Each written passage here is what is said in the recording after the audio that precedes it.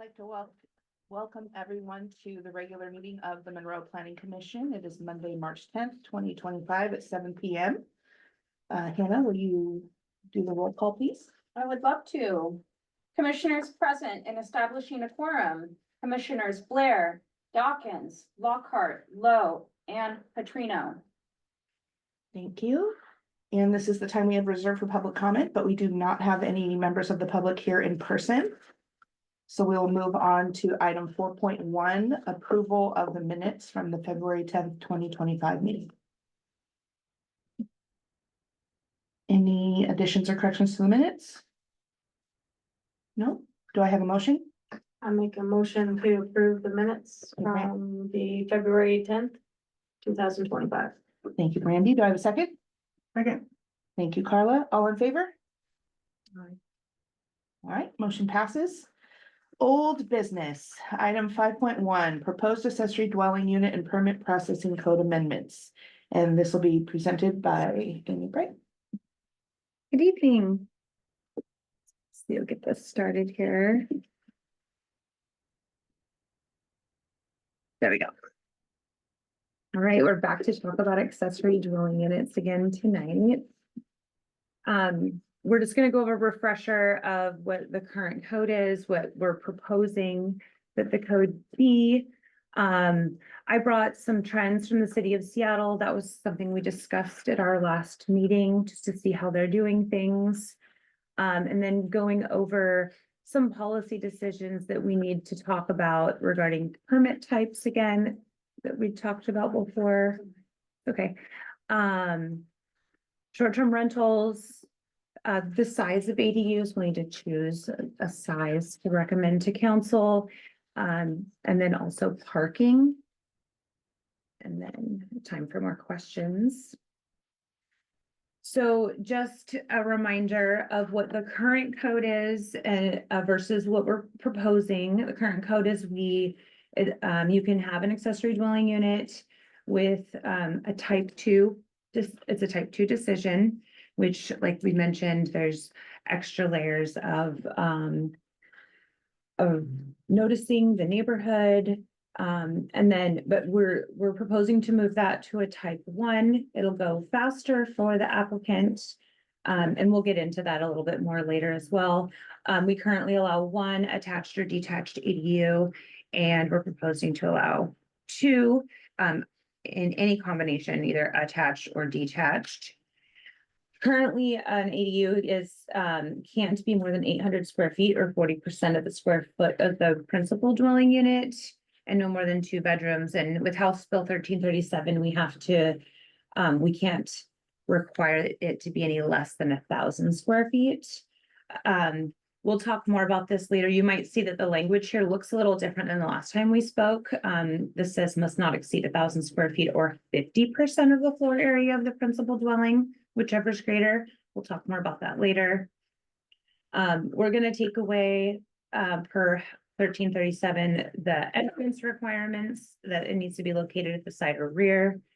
And we still want to require 1 additional parking space, and we'll no longer be requiring the owner to occupy one of the units. But just a refresher. So in Seattle, I'm sure you've heard that they've been doing this for a little while. Not that many cities have. Actually looked at Snohomish County, and they're not updated yet fully either. So in Seattle, you can see after 2019, when they started allowing 2 units, that they had a pretty large jump in how many ADU permits came in. So it looks like they're saying that they're looking at about 4 times higher than what they had before they changed their code. In addition to that, 47% of people that are applying for ADUs are applying for 2 or a second. And then they do have those pre-approved plans that we talked about, and they're saying about 13% of their ADUs that come in are utilizing the pre-approved plans. So these are for detached, obviously, dwelling units, because you wouldn't have a pre-approved plan for an attached dwelling unit. So this is just from a slide, they update their council every year with how their ADU reform is going. It looks like they're saying that their condos, about 44% of those permitted in 2022, of ADUs permitted were condoed. Which I just thought that was interesting. And I also thought that the prices of those condos, which are right below that, was also pretty interesting. They're a lot higher than I thought they would be, but it's Seattle.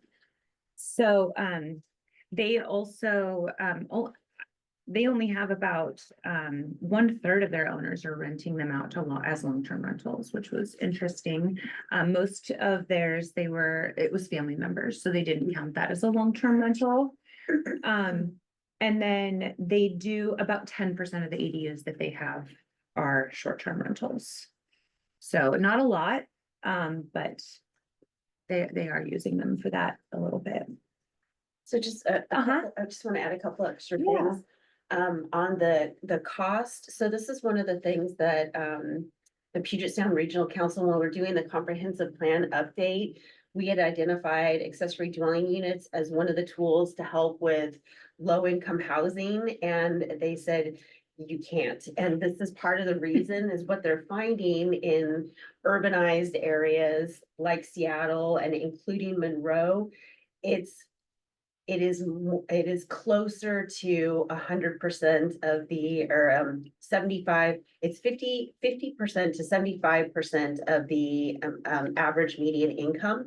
And so we had to remove, although it was a very small number in our calculations for the future land use capacity analysis, ADUs needed to be counted towards those higher income bands. So that actually is really consistent with what the other agencies reviewing our plan stated. And the other thing, again, I just wanted to remind you, I know it's in your packet, but the city of Monroe currently does not regulate short-term rentals. This would be a bigger conversation, but Amy is starting that conversation because it is part of the House bill that we are reviewing. So thank you for Thank you. interrupting. No, Yeah. thank you. Perfect. you got a question? Yes. Hi, I was wondering, do they do the 1,000 square foot or 50% of the home that's on the property? Do they have that? I believe, I'll double check. I believe they're at 1,200 square feet, which is a little bit bigger. Yeah.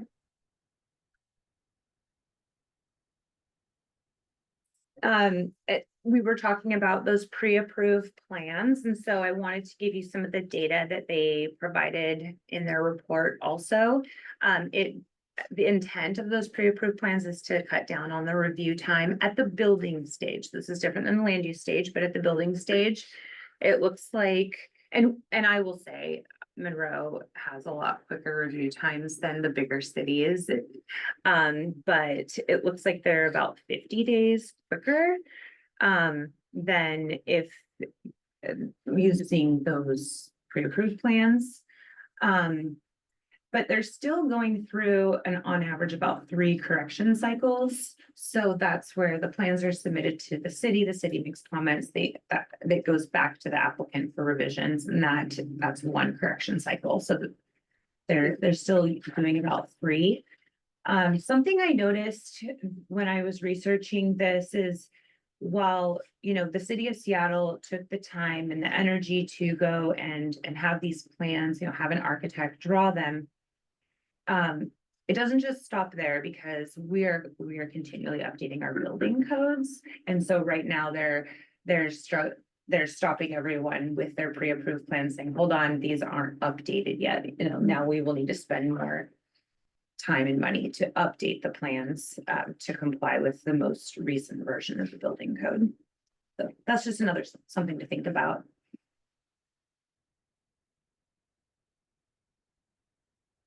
So before I move on, does anyone have any other questions with Seattle, or anything else that you wanted to see from them, or another bigger city? All right. Thanks for bringing that info back to us. Yeah.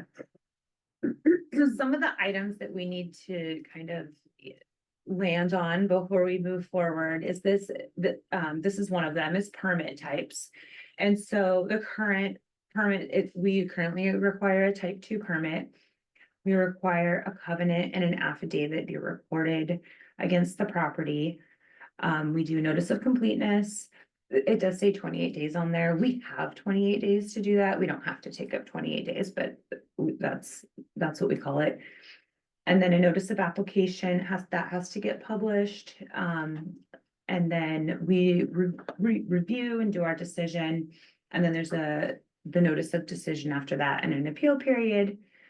And then they'll submit for their building permits, and then we'll review and issue those, and they'll get approval.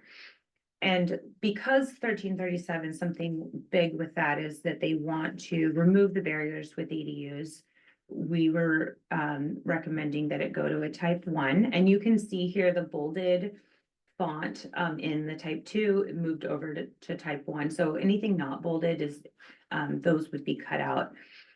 And the thing about what we're doing here is we are creating that code, right? The ADU code that us as planners review a permit against, and we make sure that their application meets our code.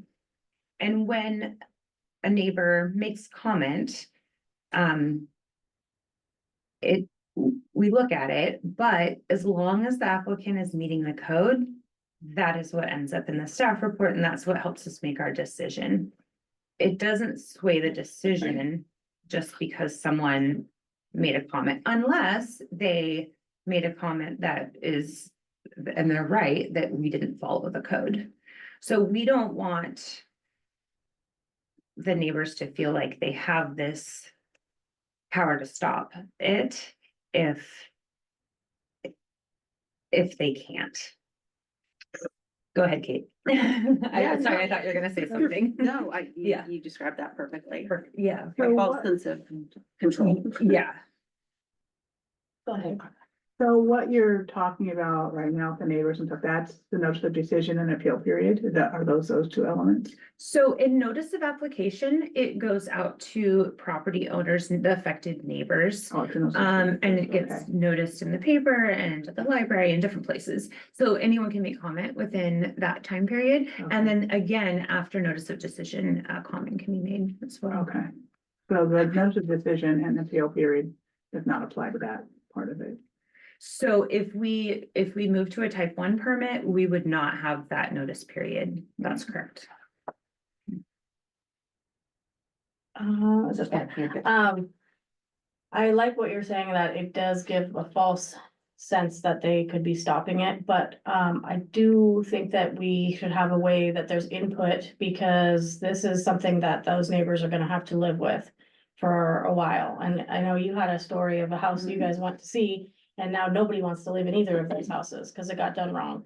And if the conversation would have happened beforehand, they probably could have come to some sort of, I don't know, some remedy that would have been better, and we still would have got the ADU.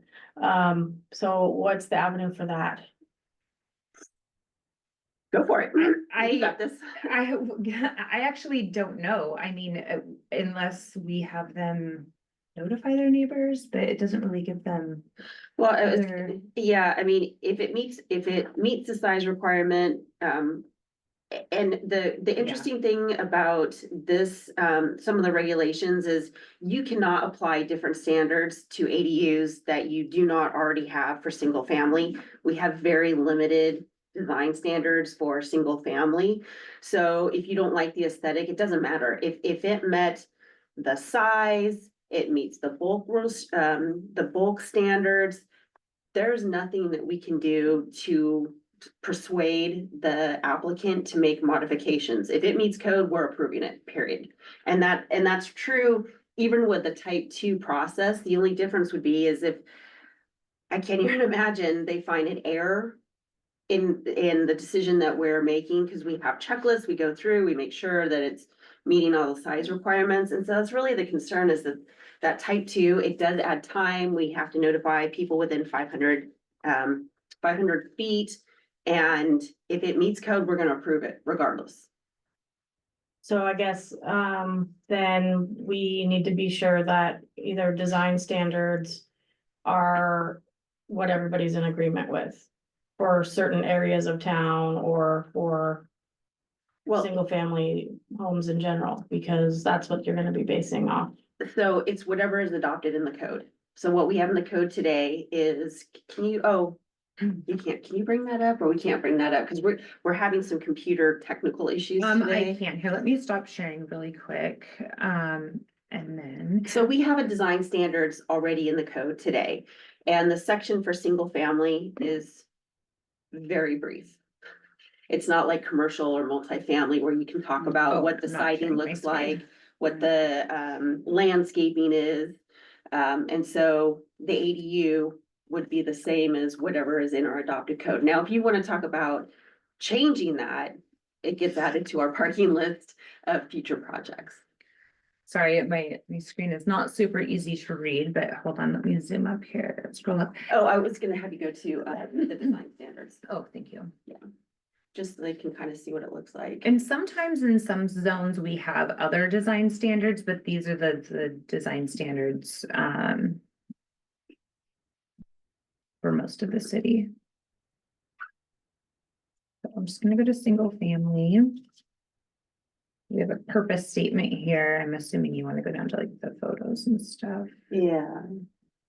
So the ADU, we cannot require anything greater than what is adopted in this code section.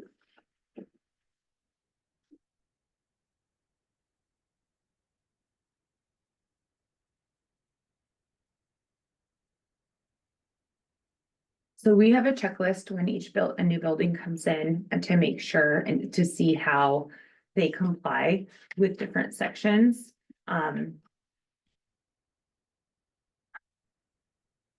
It goes over just all the details of building. So has to be the same. Yeah. As the main home. Yeah. And how often is this reviewed and updated? This was just reviewed and Okay. updated in the 2019 with the UDR. Okay. This was new with that. It was a substantial upgrade from our last set of design standards. I think we mimicked the city of Jubal in some of their design standards. They had some really nice product being built. So Kelsey, I think has a question. The one thing that I was thinking about this, just for some examples in Seattle where there's like a single family residence that's 1 story and then it has like a couple on either side, 3 stories, and then this one house just gets no sunshine or anything like that. We already have like where we can only do 3 stories, right? Can ADUs be 3 stories and like block in homes like that? Because I feel like I understand that we can't, or that we already have all of these, but for design standards, I feel like that's the biggest thing is if people put 2 ADUs that are like 3 or DADU that are 3 stories and then they just block pretty much like box around residential homes. Is there anything in there about, I mean, can they only be 3 stories? So what Bill 1337 says is that we can't put height restrictions on, this is the only thing it says about height. We can't put height restrictions on ADUs that is more restrictive than the primary dwelling unit. And so but we don't have any minimums of what they would, 1 story would be the minimum, I guess. Mhm. I was trying to find I think I've gone too far. And there's already standards on like where they'd have to do trenches or something. Or we already, I guess I remember there being where if so much of the lot is covered, it still has to have so much grass because of drainage and stuff like that. That's already in there. Yeah. It is, yes. Currently, for example, in the R4 zone, that's right here, 50%. And then the maximum building height right here is at 35 feet. Okay. And so we don't have any restrictions over ADUs on height right now, and we can't add them in the future now with 1337. Oh, but So they'd then- have to be still this max, right? Yes. Okay. Yes. So we can't apply different standards for ADUs than what the primary dwelling unit is. But that doesn't mean that they can't build an ADU taller than, a single family home. It's because it's already there. That was my question. Okay. Thanks. Thank you for that. Yes, I'm gonna see if it'll let me switch back over to this or no. Okay, let me stop sharing and then reshare. Was that helpful in the sense that basically the recording for this one is whatever we allow for single family, we have to allow for accessory dwelling units. And it's the same process that we review for the design standards. And yeah, and I completely understand about wanting to let the neighbors know. I just don't know if that makes them feel like they have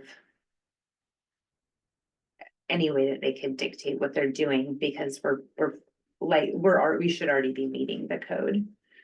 And Right. Well, they think they have a say, otherwise the possibly changing, right, and they really don't, unless they find something technically, right? yeah. Are we good with this one? Are you guys ready to move on from it? Okay. So short-term rentals is not something that is really a part of House Bill 1337. We're not required to regulate short-term rentals. It was a conversation we had last time, and I just wanted to continue that conversation. So I did a search of local cities near us, and I looked specifically in city limits, because that's what we regulate here is city limits, and just saw how many short-term rentals were available. I went to VRBO, I went to one website, so I didn't go to them all, because I was finding you could cross over and then you could have multiple. And so I found that, in Duval, they had 1, Gold Bar had 7, and Monroe had 7. Snohomish had a lot at 17, but Sultan has none, and then Startup had 1. So, right now, I don't know that short-term rentals, I don't know if we've heard that short-term rentals are a problem in Monroe. I know that's a big issue, especially in tourist communities where you'd go for the summer and then you'd have a lot of vacancies during the winter and just nobody around. I also, for reference, the city of Seattle, about 10% of their ADUs have a short-term rental license. And, which that's just ADUs, and still, I think with House Bill 1337, we're gonna be getting a lot more ADUs in, so that will add to housing, but 10-ish% of that goes away to short-term rentals. So I don't know if we want to have a longer conversation about this. Your numbers here that, single family homes and ADUs, those are designated, those are just single family or just ADUs? So there are lots of things. I did total number of short-term rentals in each community. So in that's just Monroe, like we have Everyone. yeah, there's a mixed-use development over on Charles Street, and I thought those were rented out, but actually they're short-term rentals. So he has it's a new building. I don't know if you know it. It's commercial on the bottom and 4 units above in there. Yeah, I mean, I've had a couple people come during the summer from out of state, Mhm. and they've always done a short-term rental here because in the summer months, they jack up the prices super high at the hotels here. Really high. I mean, they were over 300 a night, like 370, 380 a night. It was crazy. It was way cheaper to do. I never actually went and looked at them, but I have had people from out of town that have stayed in them, and they were single family homes. I know Yeah. that, but Yeah, 4 of the ones that I found on this list of the 7 were his on Charles Street. okay, I'm not But sure. That's a really exactly. small inventory. Right. And it is small, but yeah, I've known people that have gotten them here and it was way cheaper than at a hotel. Yeah. But summer is crazy, Mhm. you have the fair going on or different things, so.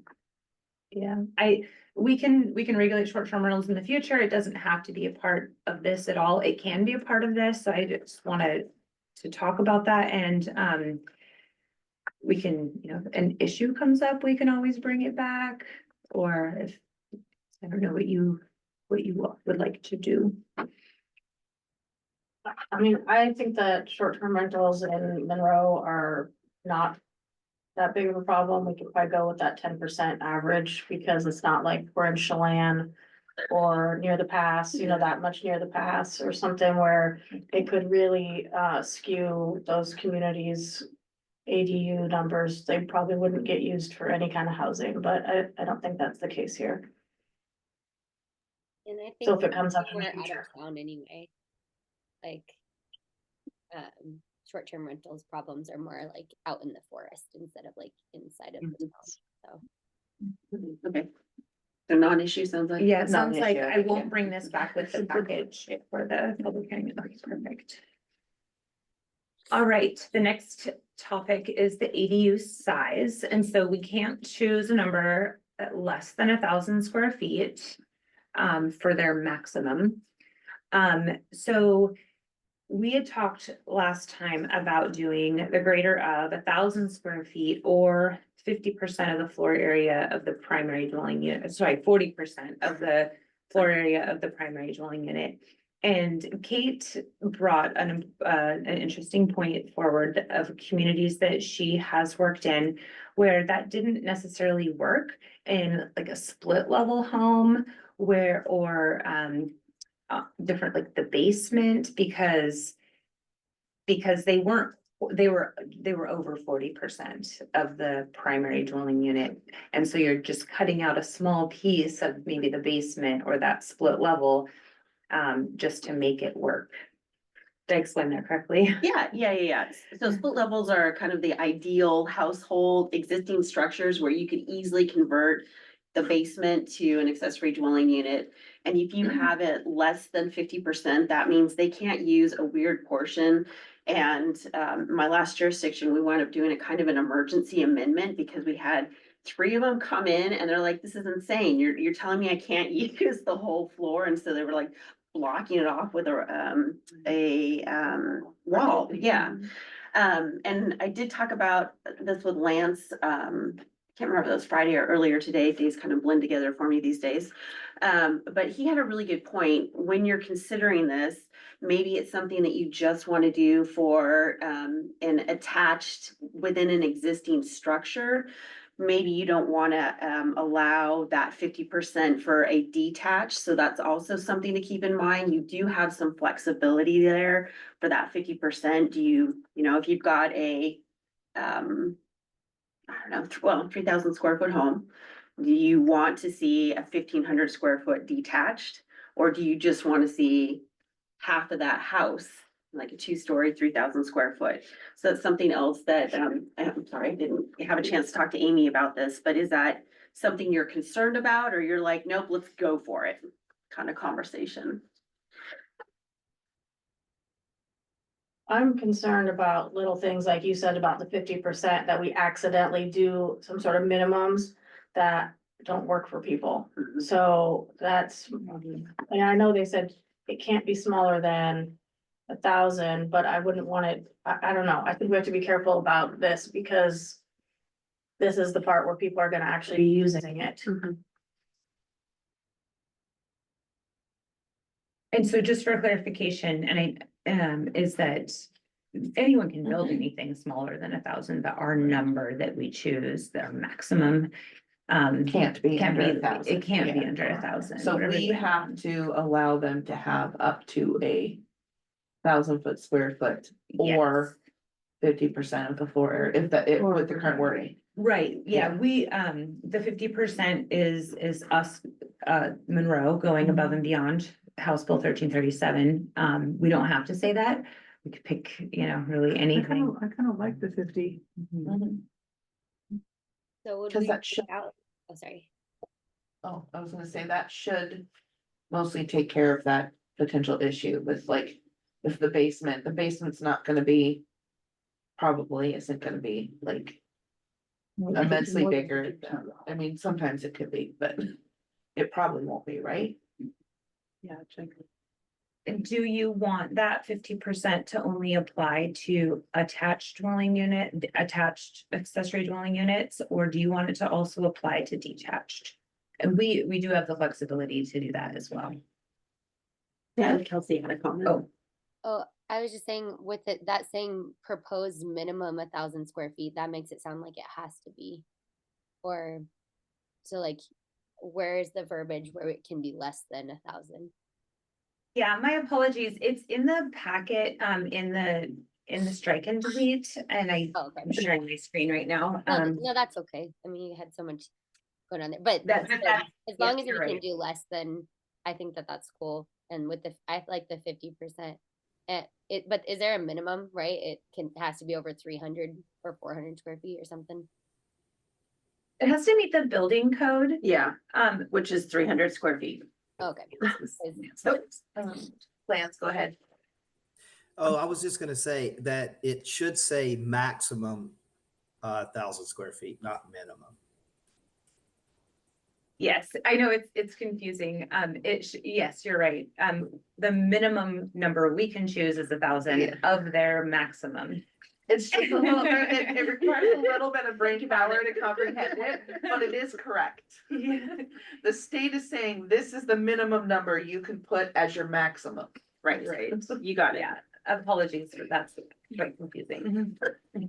So you Yeah, have to. and- you Well, can do and the 1,000 and the actual minimum size will be determined by the building code. I remember some years ago, I was asking somebody. I said, so a building official, and I said, so what do you think the smallest one that you could actually build is? And they were thinking that it would be around 200 square feet.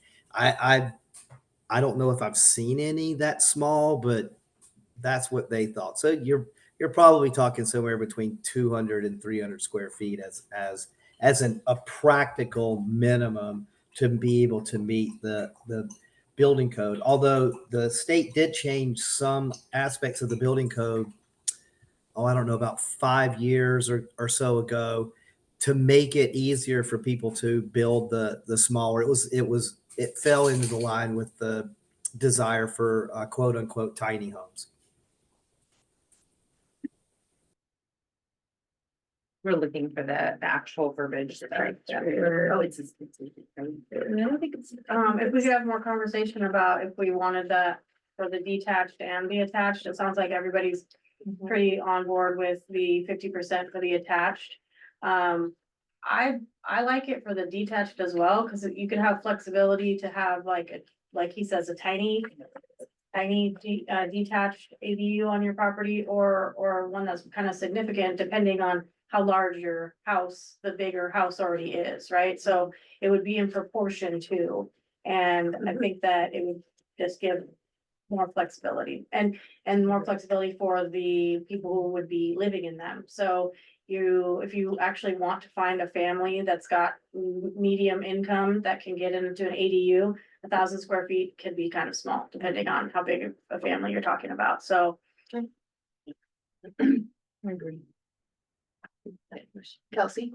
I agree with that too, because even if we do a bunch of 1,000 square foot ones, they have to, they can only cover 50% of the lot anyway. So it can't like just be the entire lot all the way. So I think that these other regulations we already have in place, like go hand in hand with that. So I think that I like the bigger the better, because we do not have like a lot of single, well, I guess we don't have a lot of single places to rent here too, but I think a lot more families live here, so I'm on board. And I have a hunch, just because of the cost of things, obviously things shift all the time. But I know that I've heard conversation, I've even had the conversation with my partner that our kids may live with us longer when they're older. And so I have a hunch, just based on the trends and based on the community, that most of these units are probably going to go to housing more family. Like housing, whether it's your kids that are fresh adults or your parents that, you don't wanna have them in a home, but they want their space still, those types of things. I think that's gonna be the primary use. And so to be able to do that with whether it's detached or attached, I agree. I think, and it sounds like if we're all in agreement that you can probably move forward with just having it both now. Perfect. Not have I'm to- gonna go ahead and read what the proposed language is on this. It says maximum floor area. The floor area of the accessory dwelling unit, whether attached or detached, shall be limited to the larger of 1,000 square feet or 50% of the total floor area of the principal dwelling unit, excluding any related garage area. That's good. I like it. Alright. So I'm gonna go ahead and move on. So but I don't think, oh, Sorry, Go do we ahead. need a limited to or less than in there, or is it, like, does that cover the less than part? I just, I don't it's want us to limited. get stuck on like like where we 1,000, or it has to be either or.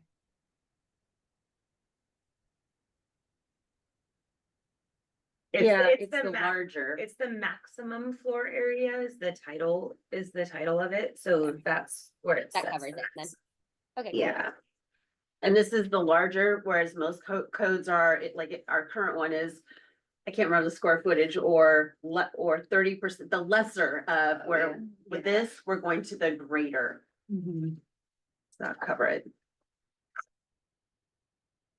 so I don't think we had a lot of comments or questions on parking, but it is one of those items that we have to make a decision on, and so we currently require one additional parking space per ADU. Staff thinks is proposing that you keep that one additional parking space per ADU, and I just wanted to talk about that. I'm debating now. I'm thinking something in my head. That was one of my questions, like you did a thing about, 2 condominiums.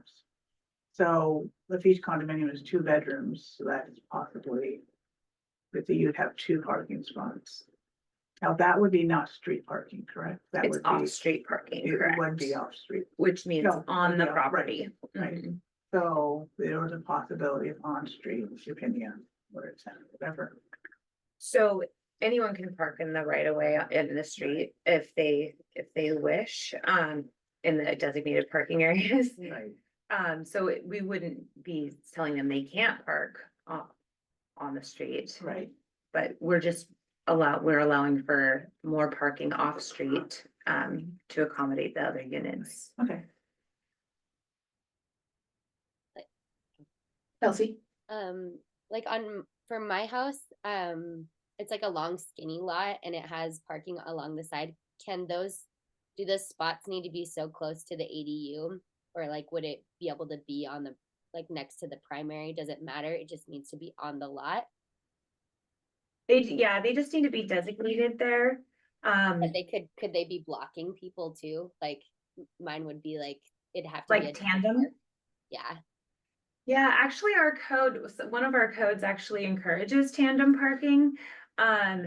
I don't know the logistics for that for my family, but I mean, that is something that would be allowed. And then when you condoize it, does that need to be on like where those lot lines to go? That would need to be on closer to the ADU. So the condo Like, process happens through the state. It's not a city process. And it's sort of like CCNRs, they're dictating, where those common spaces are, where those, and that would be dealt with at the state level at that time that they decide to condo. Yeah, but in that example, you could say the parking is part of the common area, so you're not having to designate by structure. I mean, that's, again, not something that we regulate, but in the condos, there's typically a common area and it could be accounted for in that legal description. Randy? So regarding the parking, I'm definitely supportive of having one per ADU, but and I don't like when we're being too restrictive, but what other options are there? Is there a way to make it, you have to have 2 per ADU? I mean, that seems a lot, right? We either cannot require any parking for the ADU or continue to require 1 stall for the Those are ADU. 2 Those options. are options. Cool. Yeah, we weren't recommending additional. The House bill does state that if you're in close proximity to a major transit stop, which means you have 1 bus coming every 30 minutes.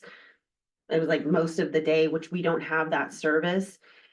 You would have to eliminate that additional parking stall, but Monroe does not have fantastic, robust transit service. And so that was kind of the discussion internally, is that more people in our community are dependent on vehicles. And so we need to account for it. Yeah, more people here work outside the community than they do Right. inside. So really, we just want to make sure that you're fine with keeping it as is. Everybody lives right? I think so. All right, those were the big questions I think that we had from the last time. I don't know if you have any further questions or if you wanted to have us move this forward to public hearing. I was gonna say the next one would be a public hearing then, correct? Yeah. Any other questions or anything? Kelsey? I think we already covered it, but the low income, I mean, like, we don't have to have a certain amount then, right? We're not requiring so many of our ADUs and JDUs to be low income, because I think in the packet was like 80% of the medium and then 30% of whatever that 80% was. So it was only like $24,000 that people could be making in order for it to be low income, which seemed kind of really, really hard to find any type of housing like that. So Yeah, so we're not my, requiring any of that, I think you said, right? that is correct. I was trying to clarify early on that when we were doing the comprehensive plan and we were looking at those income bands, the city had initially included accessory dwelling units as a technique to get at that 30% of AMI. But the Department of Commerce said, no, no, no, not in the Puget Sound region. Those are actually really closer to market rate. And so we had to take that out of the capacity analysis for the low income. So there are no requirements for the city to have X number of these units at low income. We actually are looking at them to help us with the medium to upper income ranges. Okay. And we're not concerned about that. I mean, we're just gonna have to find another way to do that. Yes, yeah, to meet the lower income housing needs, absolutely. There's no further questions. Is there a motion?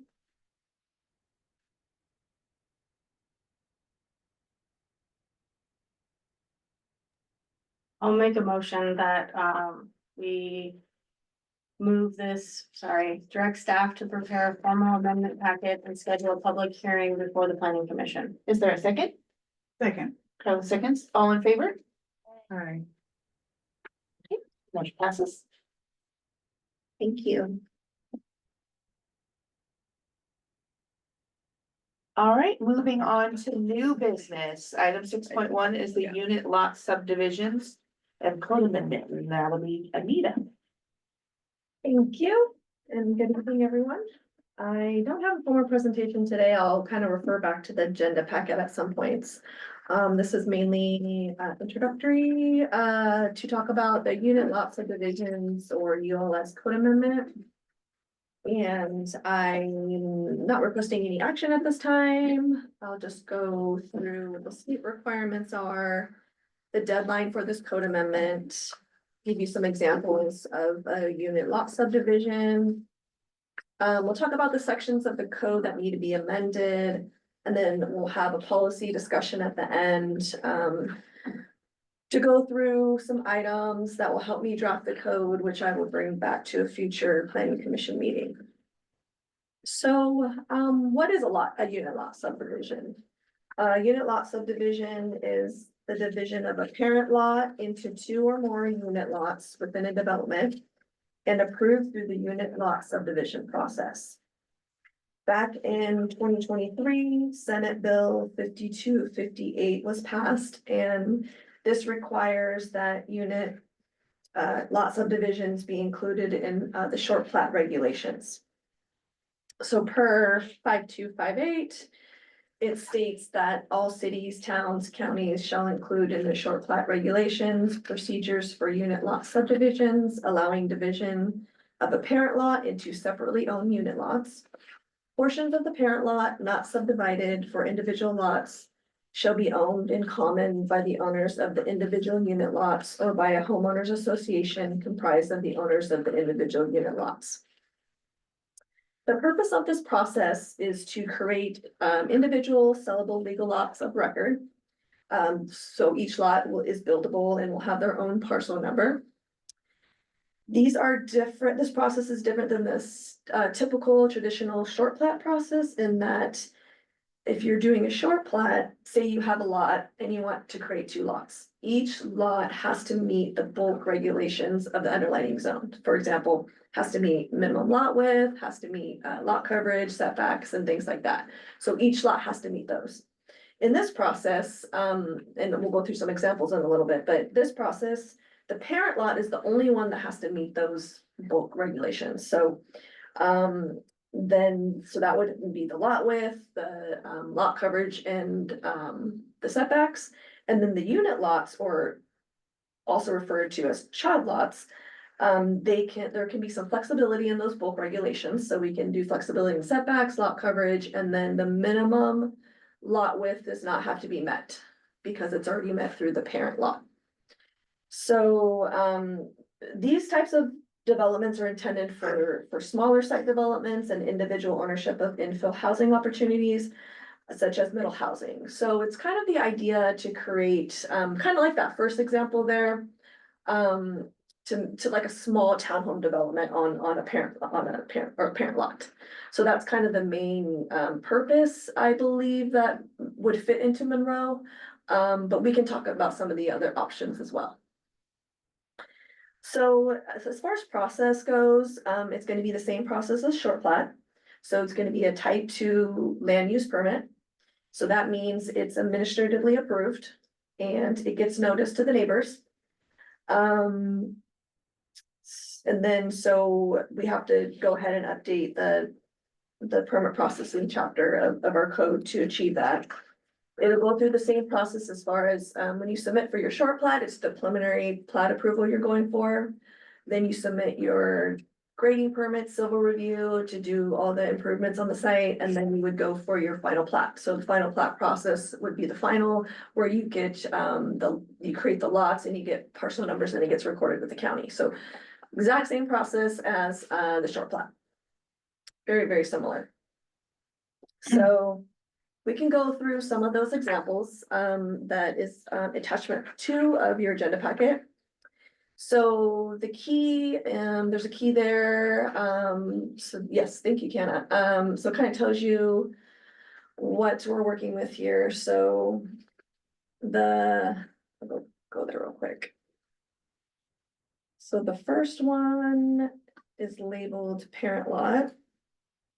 And that is basically, if you go to that first example, it's basically the big square. So the lot is the parent lot. The unit lot is the dotted orange line. So in this particular example, there are 3 unit lots or child lots to this parent lot. The hash kind of blue line represents owned in common. And then there's this dotted black box, and that is the parent lot setbacks. And then there's just the shaded black box is just depicting the driveway or parking area. So if you look at the first one, so the setbacks are set out in the parent lot.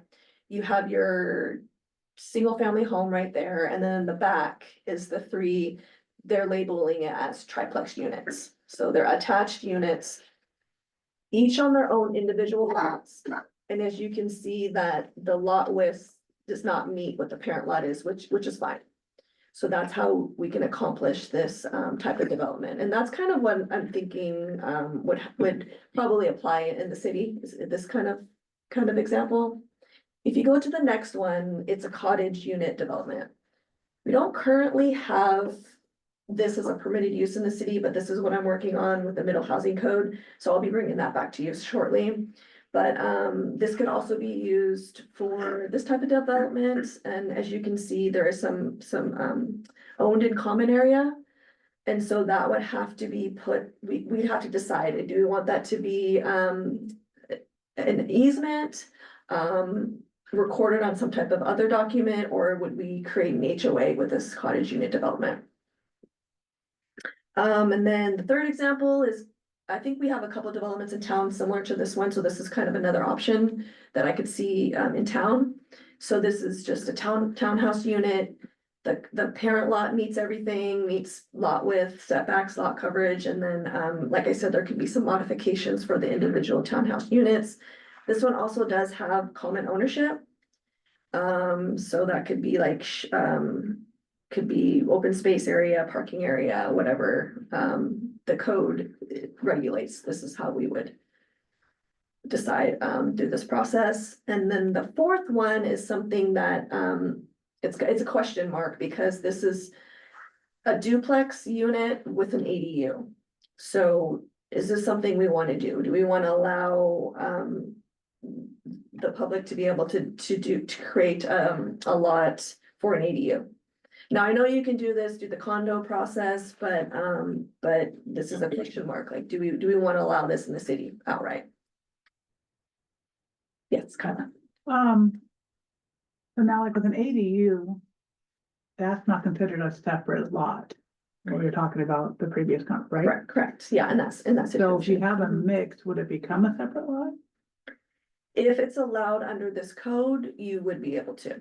If you use this unit lot subdivision process, you could be able to, yes. Mhm.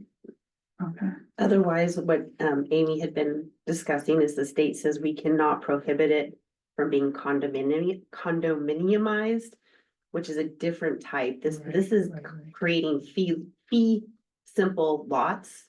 So it's literally its own lot, Right, whereas the condo, and the mechanism's a little different. and the ADU does not count towards like middle housing at all, but like if it was on a lot like this, would it count, or just the duplex?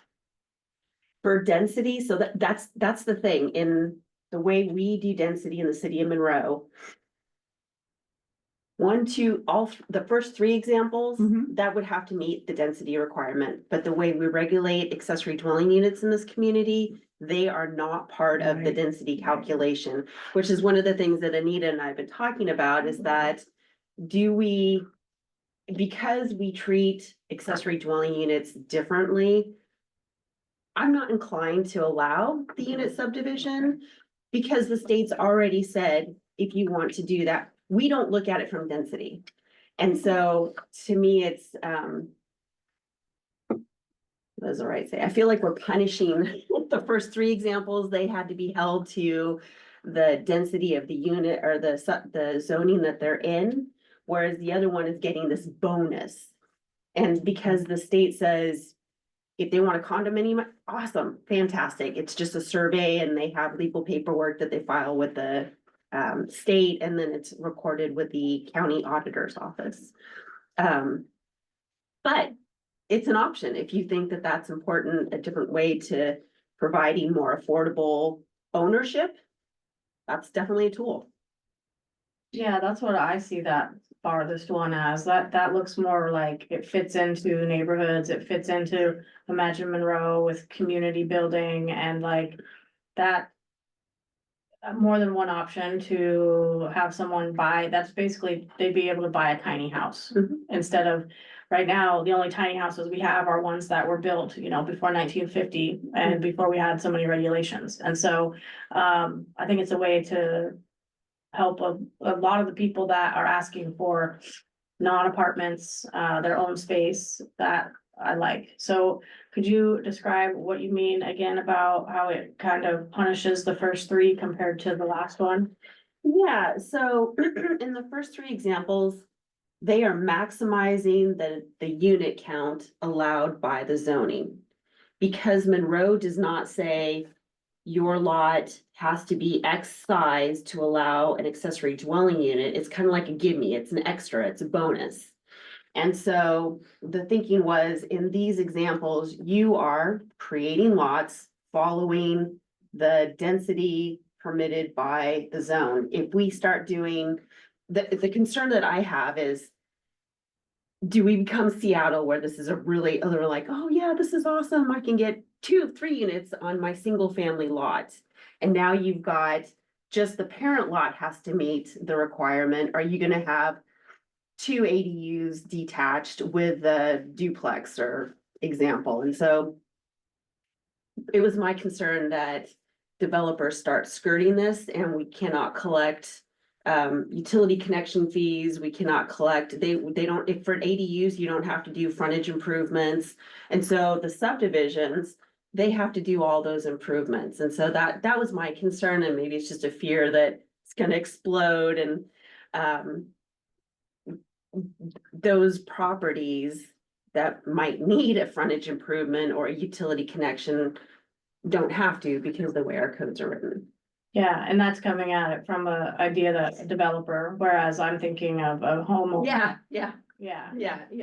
So no, that's a really good point about density, because like Kate was saying, these other ones, the density of that lot would allow, let's say, the 4 units.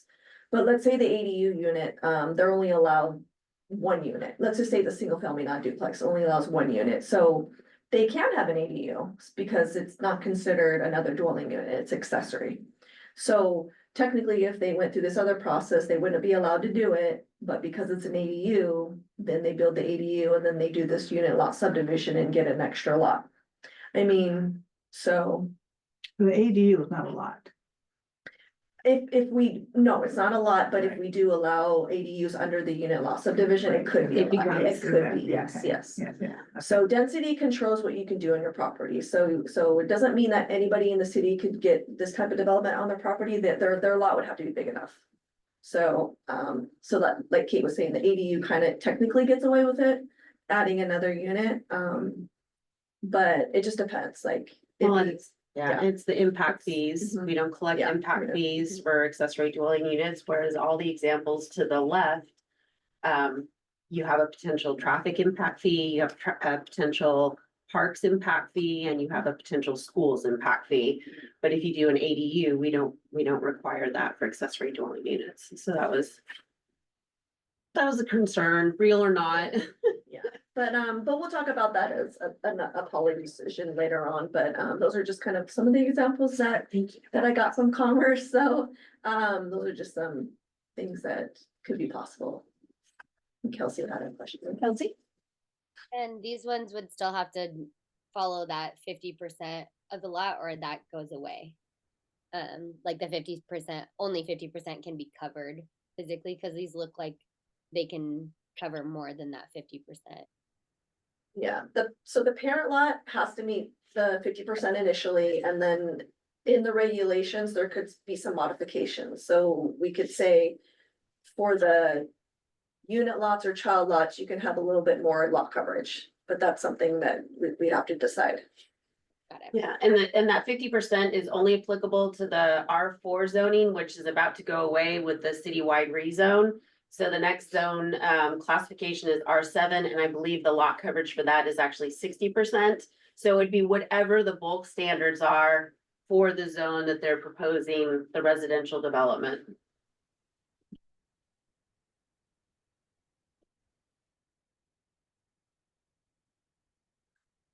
So the sections of the code that need to be amended. Is chapter 22.12 definitions, so we need to add the unit lot subdivision definition. Then we need to add this particular section in our subdivision chapter, which is chapter 22.68, so it'll either go right before short plats or right after short plats. We'll figure that out, but that's where it's gonna, this whole section is gonna live with all the regulations and restrictions. Then we need to change permit processing to add this type of permit, so that's in chapter 22.84. So this code is due by June 30th of this year, June 30th, 2025. And I was looking at the city of Snohomish's code, because they recently passed or adopted the fee simple unit lot division section of their subdivision code. That was just done last year. And just to go through it really quick, which I can bring it up at our next meeting as well, but so basically they just have a purpose section. And then they have a section where they talk about where this is allowed, so what zones it's allowed. Then it talks about, this is something that we'll discuss in a minute too, it's like what types of developments. So just for example, Snohomish has different types where you could do this. So they have 1 or more duplexes, townhomes, detached dwellings or cottage housing, manufactured home parks, and they actually do include accessory dwelling units in their code. So that's something that we'll talk about. Then it just talks about, deviation from dimensional standards, so that's what we're talking about. Deviation from setback, lot width, lot area standards. So we'll talk about if we want that, and then they have some, things about cottage housing, but like I said, we don't have that yet, and then mobile home parks, I don't know if that's gonna be, in there right now. Then there's just the approval process, approval criteria. And then, some other things that we'll talk about is parking. Do we want to say that you can have a common parking area? Or do we want each unit to be able to have the two parking spaces per unit? So how flexible do we want to be on parking? I don't recommend any less parking, but just how is that gonna look on the lot, on the development? So it's kind of, it's not a long section, if kind of modeling off Snohomish's, it's not a very, but we do need to decide what we want to put in there. So, does anybody have any questions first before we go into some of the policy questions? Okay, so the first one that I have for everyone is, how do we want to address parking? Do you want to just say 2 per unit, or do you want to say, that you can't have a common parking area with the development? I like the common. Okay.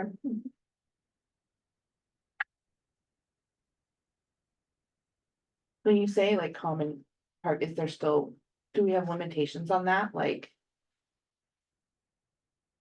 Would there still be like a maximum or minimum or anything like that? Yeah, it would still be most likely the 2 per unit. It would Okay. just be, you don't have to have it, you can have it in this area on the site. Okay, And yeah. everybody can park there, and then you just sort of, okay.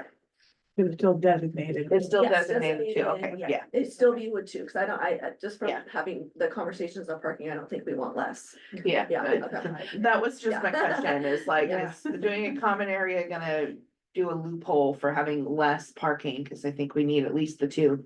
But I mean, if that's here rather than right in front of the units, then cool. Okay. Then the next. I Sorry. thought we were at 1 per unit. So that's for accessory dwelling units. It's Oh. one in addition to the 2 that are required for a detached residential structure. Okay, The so state- like if I did an ADU on mine, I would need 3 spots because I need 2 for the front and then 1.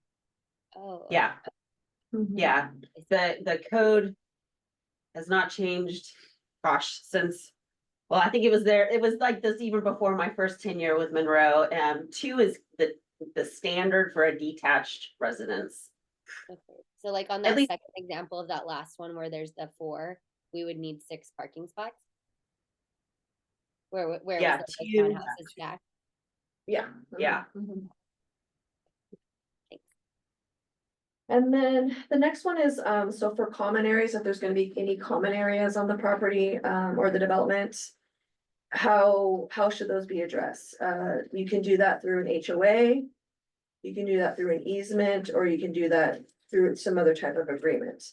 I mean, HOAs are always good, but these are gonna be typically smaller developments, so I don't know, like. How that would work, or if that would work good or not, so just kind of curious what your thoughts on what kind of mechanism we should use for common areas. Can we have Did the option of Snohomish- all 3? Um, Or does it like have to be 1? I don't know, I mean, I'll look into that, I mean, I guess we could do kind of. A combination, but I think if you have one, that, I think it's good enough for. But yeah, I'll double check on that. So that is something that the state wants us to determine. Mhm. They want the city to say it's gonna be an HOA or an easement. Yeah, they're not telling us how it needs to be done, just it does have to be designated through some type of recorded document. My first instinct on this is that it's easement because Okay. HOA means more fees and we are trying to keep costs down, so, Okay. and Yeah. more restrictions. HOAs have to have like some bookkeeping when you go to sell too, like for lenders and things like that, which. Mhm. And we'd have to figure out who's keeping that up and how long and, easements seem like pretty clear, it's just recorded, but HOAs would have like extra documents that someone has to be like filing every year. Oh, okay, yeah, that's a good point. Kind of just looking through Snohomish and I No, don't he see. doesn't, that's not his hand, that is it? No, it's the. Oh, it's the No. Yeah, I mean, that sounds really good. I'll kind of go through and see what other cities are doing, but, I don't see anything just popping out at me that says what Snohomish is doing, but, Okay. yeah, it sounds like easements would probably be a little easier, maybe, cost effective. Yeah. Okay, and it's recorded with the property, so it'll always be there, okay.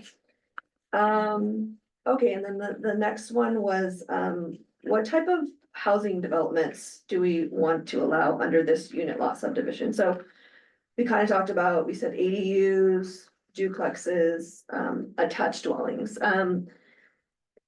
It kind of sounded like the other option, middle housing options would be fine, but I think we were kind of trying to decide about the ADUs.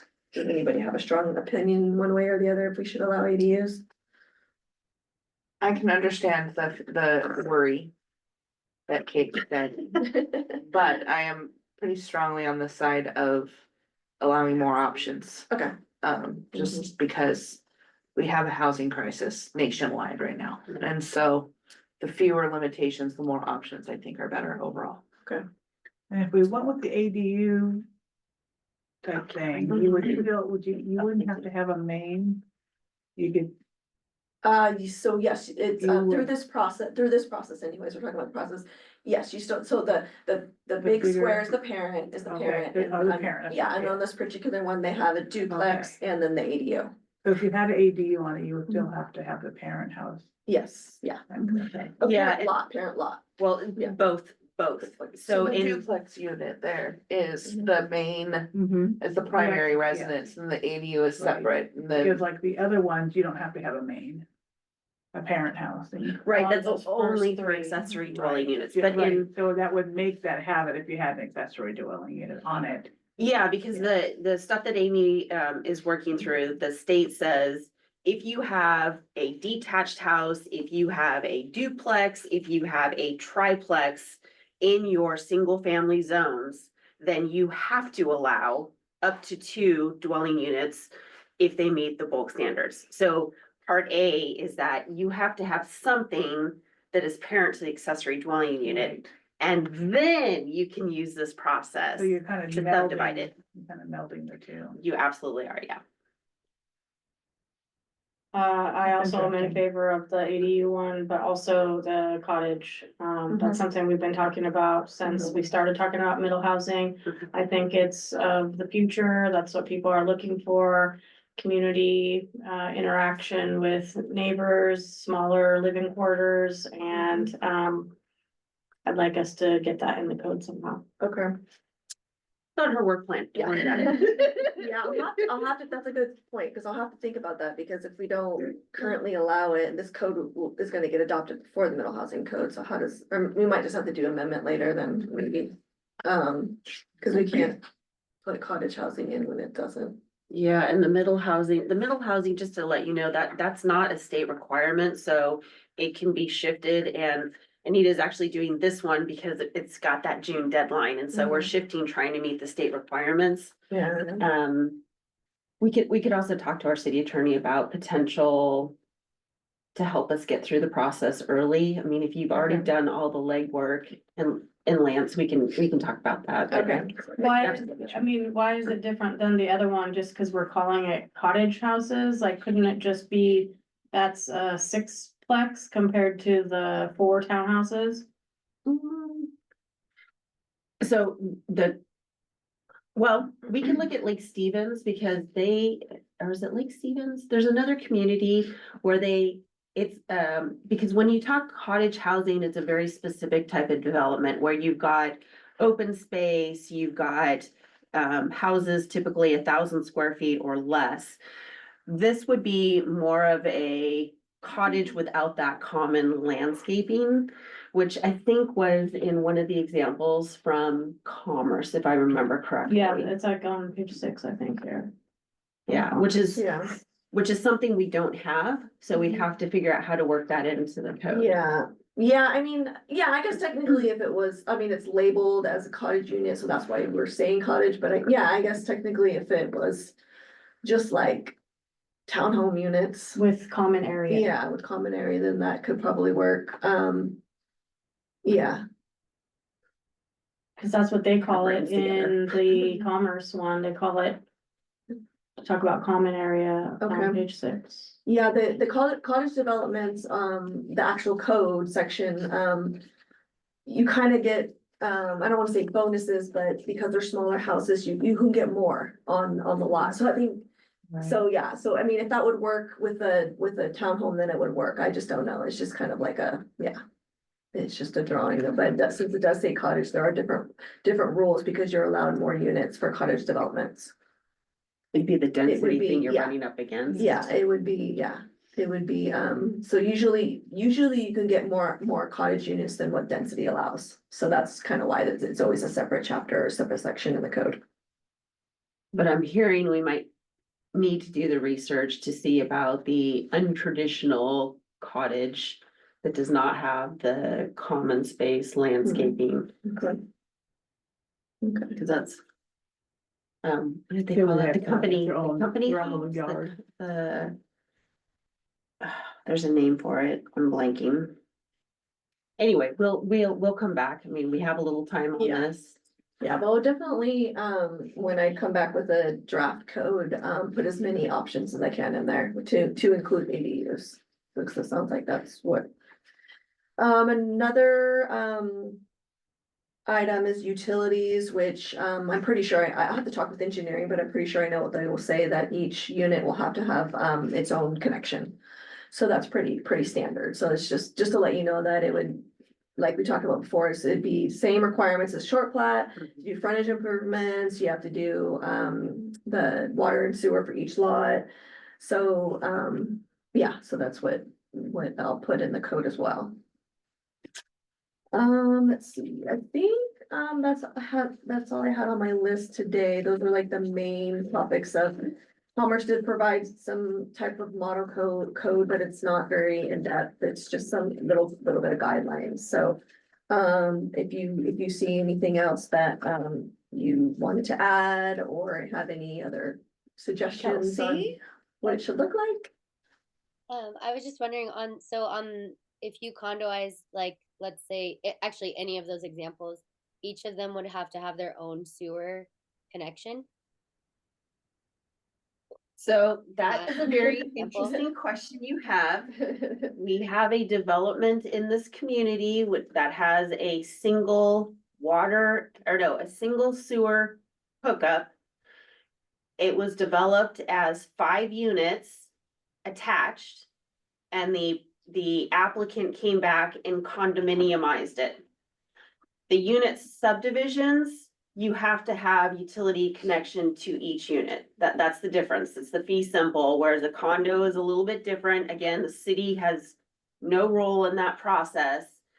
The example I just described was given to the city as attached housing, like a apartment complex, but that's not how it was developed. So the condo process is a little funky. It depends on what the applicant provides, but this is very clear. This is a subdivision. Subdivisions have utilities, you have to pay impact fees. It's it's very standard. I could just see the density being an issue on those ones because there's so many setbacks from sewer and stuff, like if you're, if the sewer from the alleyway needs to go through the front parrot lot, like on that one example where the 3 are in the back, and if the sewer is not in the alley, then you have to have an easement through the front parent lot to get there, and you have to have 3 of those through the parent lot. That would make it so that it's like not possible to do those 3 in the back if they're not connected in one sewer. You know what I'm saying? No, 'cause you would be able to do an easement. I mean, the other example that we have in the community is the Foxborough townhome. I mean, any townhouse development we have in Monroe, as of today, those all require separate utility connections. And so they've done it like the Foxborough that's on Main Street. I believe the utility, there's an easement in the driveway, so that's how you would do it in these other examples. You would do it where that parking strip is. Uh-huh. Okay, So it's gonna, you'd still be able to do the development. okay. And would they have like 3 sewers coming from the houses all the way to there, or are there like one main and that's down the driveway? That I would need to talk to engineering. Yeah. That's not my area of Yeah, expertise. it just, I Then mean, I that's guess it like just. the whole lawn of the front one of just being sewers. Cause I've run into this in Bellingham where we were trying to do density and then they were able to get more density on this example by doing a house, an ADU, a house, an ADU, a house, ADU, and then they can all be connected because it was ADU.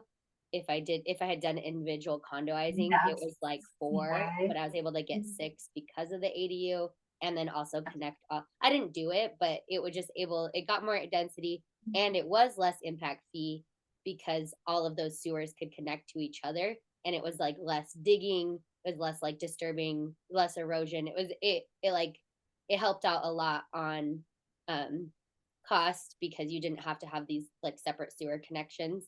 But because there was just one main from all of them. But I don't know if that was bad for the city or not, but I just would think that parent lot would just be destroyed from well, I guess you put it back on, but Yeah. I feel Okay, yeah, no, just I'll bring seems that like- up when I talk to engineering. Yeah, I'll bring that up because that is a good question. Like how they see this working and if it would, how it would work in this type of situation, that first example, I'll ask I them. think that's a lot of extra digging and a lot of extra just like Mhm. if we can't connect the sewer specifically. Utilities, yeah, that's great that they would be individualized, but just kind of ran into some of that. Thank you.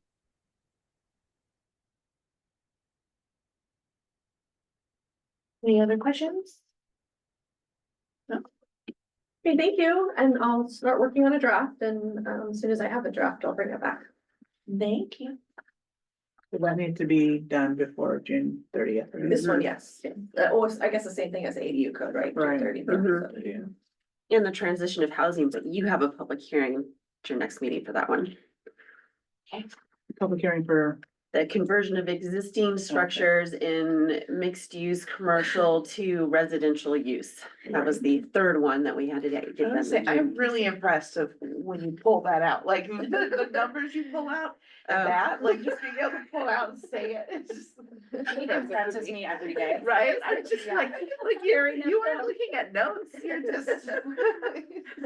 Her head is just full of sticky notes. It's crazy. It's awesome. And you can see you like reading them in your head too. And it's just, I love it. I love it. Thank you. All right, item 6.2, the community developed January 2025 monthly report. And Hannah's gonna give us. Yes. Hello, commissioners. Better late than never. Since our last meeting was canceled, I'm bringing our January 2025 report to you now. As usual, we're gonna start from the top and work our way down. For the highlights, we had 8 detached building permits applied for in January and 2 issued. 6 commercial TI building permits were issued in January. 165 inspections in January. 10 code enforcement cases were opened and 24 cases were closed. We had 188 total business licenses in January. Pre-application meetings, we had 3 in January. One was for a new dog grooming business. This is in the grocery outlet business park. One is for Good Brewing. They actually didn't show up for this pre-application meeting. This was for the former Matthew House there on 177th Avenue. And the last one was for Papa's Tavern. I don't know if you've noticed, but Papa's Tavern has closed in their former space and they have moved across the street. They haven't opened for business across the street yet. This pre-application was for their new space. Any questions about the pre-apps? What No? what building is Papa's going into, or what was the place before? It was Harmson's. So they're right next to the VFW Art Gallery. Yeah, so they're literally across the street from their old space, yeah. Still on Main Street. Our project highlight for the month is our work with, the Davenport Group for, we're starting to do our work with implementing our permitting software. So this is exciting. We're starting to meet with them every week. Every Thursday, we have meetings with our project managers. And we have various departments with the city. We've been doing detailed questionnaires, giving them all of our permitting documents for them to look over. Kate did a huge questionnaire with all of our land use permits and, yeah, so work has started with our new permitting software. We're very excited. This project is being managed by Stacy Criswell, our Development Services Manager and Building Official, and Katie Simpson, our Building Permit Technician. Katie Simpson is kind of heading this project because at her previous job, she actually worked for a permitting software company. So she's like got a lot of hands-on experience with implementing software. How long does it take? We are supposed to go live in October. Yeah, that sounds right. Yeah, October. So, It's aggressive. yes, yeah, it's gonna be a lot of work, but we're looking forward to it. Moving on to our project page. Some updates to some of these projects. Under building permit review, the Stanton Station 22 lot subdivision townhomes on 179th Avenue.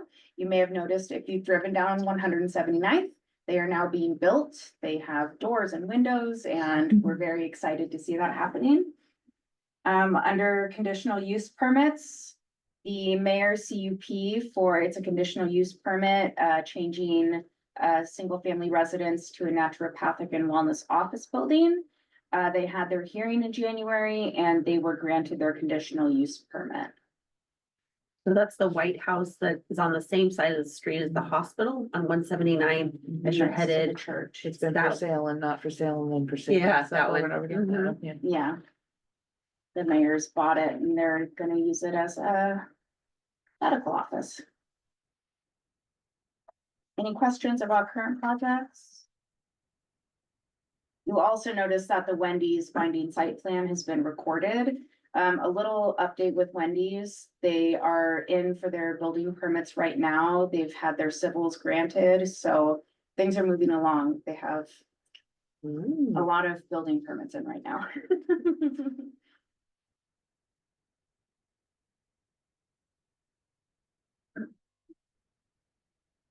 Here are our graphs for the number of applications received and the number of permits issued. Some updates from the building department. Ted Corey, our plans examiner, passed his exam to get his building official certification, but he got a job in another jurisdiction as a building official, so he is no longer with the city of Monroe. I know, we're very sad to see him go. Stacy Criswell, our building official, passed his permit tech certification, and he was nominated to the International Code Council's Residential Building Exam Development Committee as an alternate. So we're very proud to see that. We are down one building permit tech still, but we just finished our interviews for those, and I believe we've made an offer on one, so We're hopeful. we're very hopeful. Probably April 1st, I think, is if everything goes according to plan. Yep. We'll have 3 techs again. Our building permit tech, Katie, has been in Italy for 2 weeks, so I've been pulling double duty.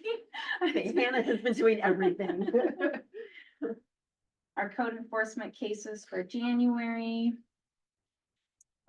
10 open cases, 24 resolved. And the violations continue for the business that is yet to cease operations. I did bring some information on that code enforcement case, if anyone has questions on that. I do know that it's been an ongoing thing, so if anyone wanted some more information, I'd be happy to provide that. For business licenses, 38 new business license applications in January and 150 business license renewals. Here are the new brick and mortar business license applications. Any questions on those?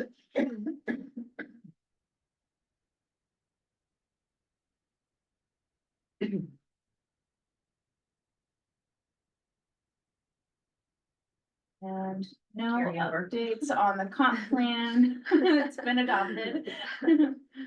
Code amendments, downtown commercial has been adopted. Code cleanup phase 1 was adopted on January 14th. Annexations. Yeah, so a couple updates on these. I'll let Anita talk about Monroe 30, but the Connor annexation, Amy Bright is the lead on that, and she's scheduling the public hearing before the city council. So it's already been through. They are doing a petition method. They have already, it's a single property owner. They completed the 10% petition method and got their 60% signatures a long time ago. There was a lot of back and forth with the county because we learned that Tester Road is actually in the right of way for SR 522. And the state has been working with the county to give that land back. But the county's like, if the city's going to take it, then the state needs to talk to the city. And then there was a whole conversation about what is the actual legal description that we want to have for the annexation. So there were all these strange delays, but we are now back on track and I'm very optimistic it's going to get completed Q2. That's my hope. This has been a long process, hasn't This is one? not normal. Yeah, because I'm pretty sure this was on like the Twenty first. twenty-two. Yes, my first and Jen are one of them. Yeah, This is not I was, I normal. guess it was a year after I joined, but yeah. Yeah, not normal. And it's just such a little chunk of Tiny. property. It's just- So Anita, you want to share? Yeah, so I have Monroe 30 annexation, essentially got approved by the county, so it's back in our court to go through the process. So what that means is, an ordinance to city council and then also a development agreement needs to be approved as well, so those kind of are gonna go together, hoping second quarter as well to get that through, but yeah, it will move forward. Yeah, and so this one, annexations don't come to planning commission. It's a direct conversation with the city council. This one was unique. When they went through the 10%, the city council, well, the city identified that the parks plan included at least a 5-acre tract of park in that general vicinity. And so the other thing the council talked about was having a variety of housing types. And so the council said, these things we want. And so that's why this development agreement, which again, a little bit funky, not normal. Well, I shouldn't say not normal, but it's an extra step to ensure that the city is getting the things that are important to the community. In addition to the applicant being able to annex to connect to sewer so they get more housing. Are there housing there now? No, Okay. yeah, it's vacant. Let's not. Well, I completely mean, vacant. yeah, there's several properties and some of them do have a home on it or house, yeah. Yeah. But yeah, it's not developed out or redeveloped. But there are or- some. Yes, yeah. Any questions on the January report?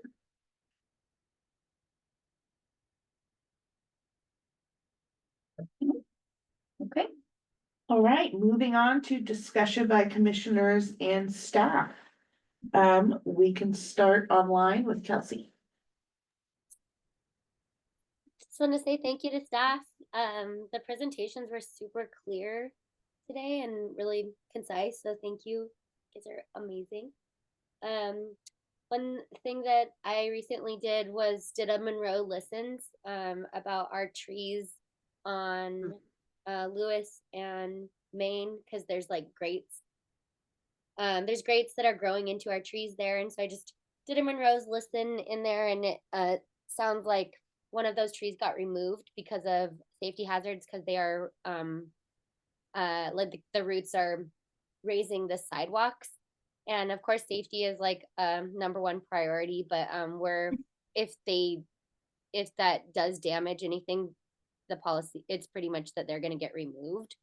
And that's a bummer because we want to have greenery down there. But I was really impressed with Monroe Listens. Like they got back to me right away, and that was really cool. It feels really nice to be heard by our city, and I got a call about it as well, which was really cool. Thought that our city was just like managing that really well, and I wanted to say kudos to Monroe for that. And just happy it's getting warm. So that's all I got. Oh, actually, there was also a tree planting thing that I didn't hear about, but I'd love if there's any staff that has any information on that. I guess there was some tree planting in the CAD area for Orca Day, which was that's really cool. I'm happy we're doing that. So, but I didn't. Yeah, that's all I got. Bob? Thanks to staff, I echo Kelsey, great reports. I suppose it's good news. Ziply is out on Rainier View doing installation of their fiber, and they're gonna have a little bit of upset to some of the neighbors. However, my next door neighbor got it installed, and they did a very unintrusive trenching, and it must have been a horizontal boring or something, because they didn't actually dig up the yard, which is a good thing. So if they keep that record going and they can do their work with minimal intrusion and we can get better internet, that's a win-win for everybody. That's all I got. Thank you. All right, Carla? Again, thank you for your reports, and I agree with what Kelsey said. It was really direct and it was easy reading, easy to understand, and made it easier to kind of go through and have questions. And again, I know it's a lot of work, so thank you. Randy? I just love that we're up and running and starting on this new scope of work and some substantive changes that we've been talking about for a while. So thanks for your work. Also echo the sentiments of thank you. Yes, I learn a lot for those. I mean, we're on the planning commission, but we are not the planning pros, and you help me to understand things that would normally sound like a completely different language to me. So definitely thank you for that. And thank you for answering our questions and then coming back if it's not something that can be discussed, right in the moment. You always come back with all of the things that we've said, and I just greatly appreciate that. I'm also in the Frylands where we're gonna be getting Ziply fiber, and I appreciate, they have the little signs, I saw that the city posted too, but the little sandwich board signs, they're telling, hey, we're coming. Those came after they put all the little flags everywhere. They have flags, and then there was the boards, like, that is what is happening and stuff. But I saw the tool on 154th. And it's basically it's like a long tube, and they dig in one area and then they're just kind of. Called a conduit. It's conduit. Yeah, That's I don't it. know. I'll see So they again. dig their holes and then they tell you they're coming. Yeah, it's a little off.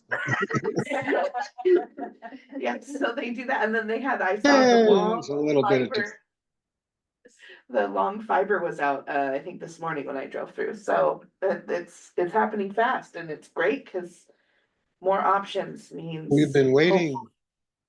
Yep, hopefully better costs overall for people, because there's been a monopoly and It's not cheap and. it's not, so I'm hoping more options will be just better for everyone all around, and it doesn't bog the network as much either, so it's all helpful. Different technology. It's different technology. I am also grateful that it's warm. Baseball season has started, and so my kids are also grateful that it's getting warmer. Yeah, so. All right, Anita, do you have anything? Nothing else to report, just that, yeah, I'll be coming back with some other code amendments. The next one is the commute trip reduction code update. So it's not anything crazy. It's just updating some dates and things like that. So that'll be coming soon because that one also has a deadline of June 2025. All kinds of stuff coming up. June is the magic number for code Yeah. amendments. I just have a couple of things I wanted to give you an update. The mayor will be taking 2 commissioners for appointment tomorrow night. So hopefully you will have new members in 2 weeks. They are Mary Walsh, who lives in the Frylands. She's a business owner and a downtown commercial property owner. And the other one is Tony Volk. So we'll see what the council says, but that's who the mayor will be bringing forward.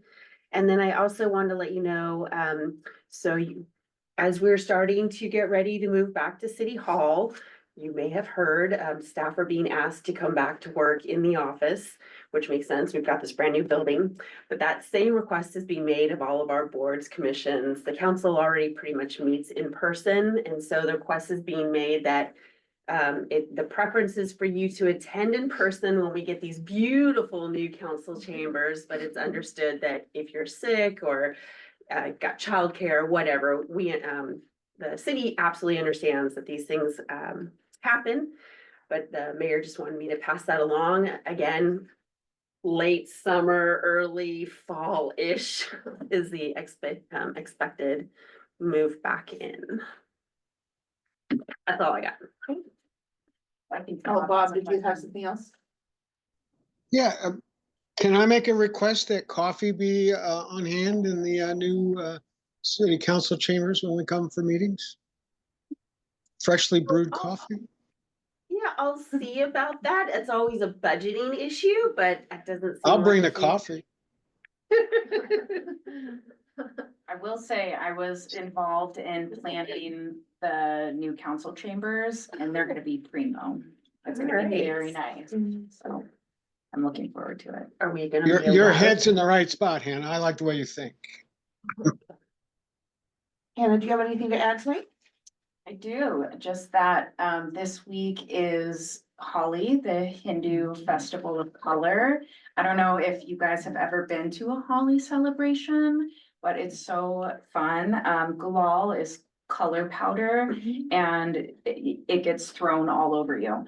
So if you have the opportunity to go to a Holi celebration, I highly recommend it. There is one that will be on Friday morning for children in Skycomish River Park at 10:30. Otherwise, there's lots on the east side in like Kirkland and Redmond where you can get covered in colorful powder and it's just like such a joyful celebration. So if you've never been to a Holi celebration, I highly recommend it. Bothell just did one. Yeah, really? Oh, awesome. Yeah, Holi's on Friday, so. Excellent. Yeah, thank you. Lance, do you have anything to add? I apologize. I didn't mean to skip over you. That is okay. I don't have anything to add tonight. Thank you. All right, do we have a motion to adjourn the meeting? I will move to adjourn our meeting tonight. Thank you. Do we have a second? I'll second. Brandy seconds. All in favor? Bye. All right. Thank you, everybody. Have a wonderful evening. Bye. And a wonderful rest of your week. Thank you.